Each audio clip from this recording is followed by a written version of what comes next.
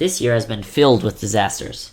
First, with the Australian fires. Next, the outbreak of novel coronavirus.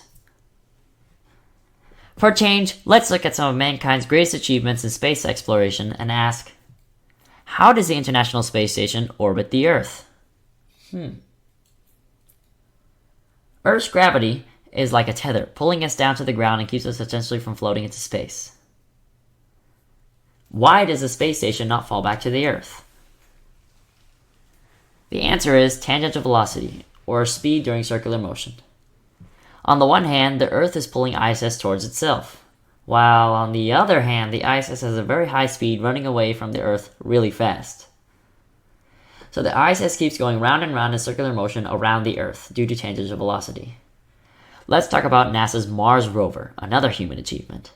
At the same time that ISS was under construction in 1996, NASA began its Pathfinder mission. The mission objective was to land a rover on Mars. How did NASA send a rover to Mars?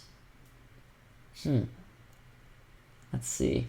NASA's first step was to figure out how to help the Mars rover escape Earth's gravity without going into orbit. Here we have a picture of escape velocity. In order for the Mars rover Pathfinder to escape gravitational pull, it needs to travel very fast, which is called escape velocity, as you can see with the number 2, the blue line. Unlike the ISS orbiting at a low height and moving at tangential velocity, just fast enough not to fall down to Earth. But how does NASA calculate the right velocity? Calculating the tangential velocity of the ISS.